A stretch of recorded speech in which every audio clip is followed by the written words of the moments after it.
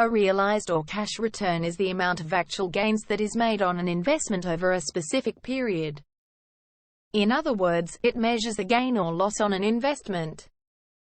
Realized or cash return is equal to ending price plus cash distribution minus beginning price.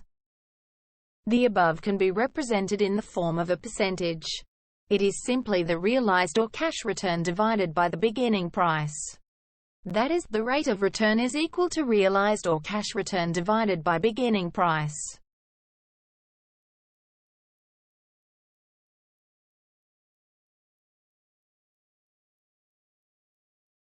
Here are 3 points to note about the rate of return of an investment. First, the return can be positive or negative. Second, past performance is not an indicator of future performance. If you get a high positive rate of return now, it does not mean you will get the same or more in the future. Third, the expected return would be higher for a riskier investment.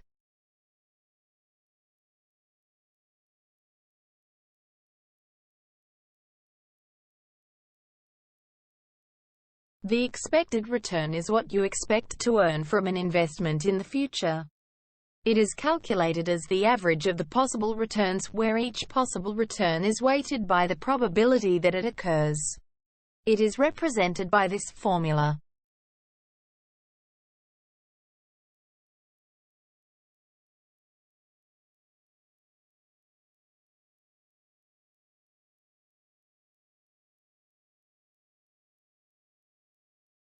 Let's go through an example.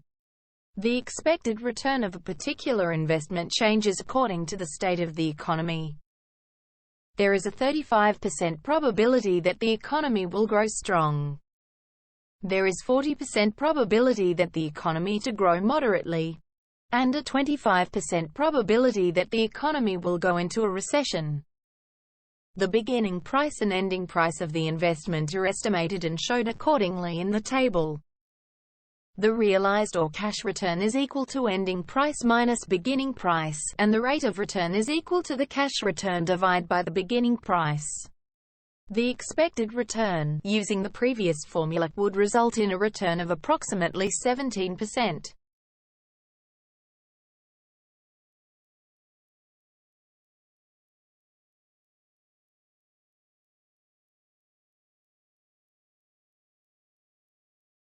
Let's take a closer look at the previous example.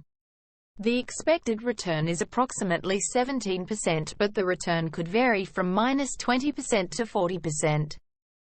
The variability of the return can be quantified by calculating the variance or standard deviation. The fluctuation in the rate of return over a period of time is known as volatility, which is measured by standard deviation.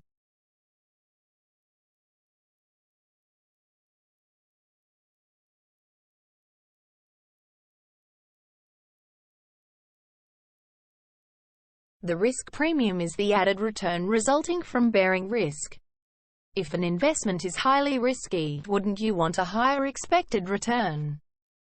The difference between the return on investments in the stock market and risk-free government securities is called the equity risk premium. In other words, it is the excess return earned when you invest in the stock market over a risk-free investment. The market risk premium is the difference between expected return on the market portfolio and the risk-free rate of return.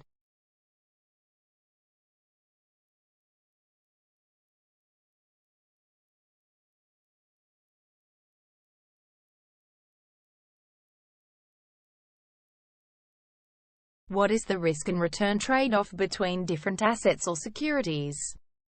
Note that this graph is drawn based on random data, and its aim is to give you a rough idea how the different assets or securities relate to each other in terms of risk and return.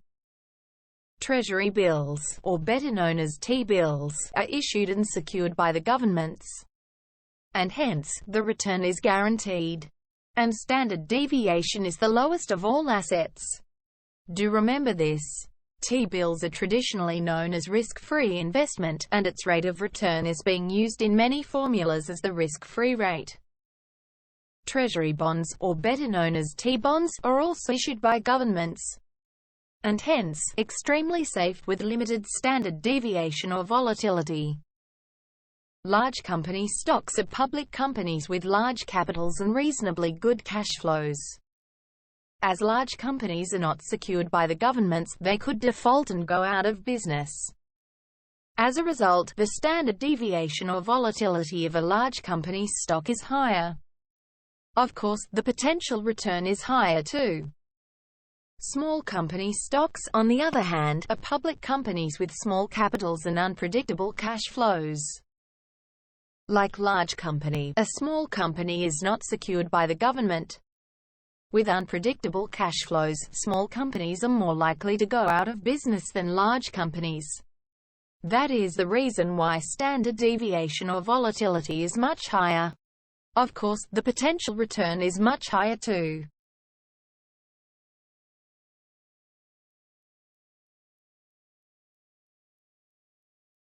There is no universal agreed-upon definition for risk.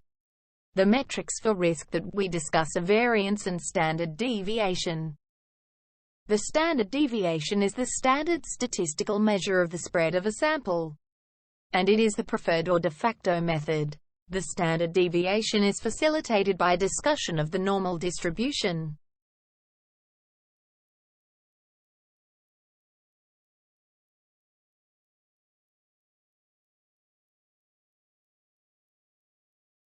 Thank you for watching.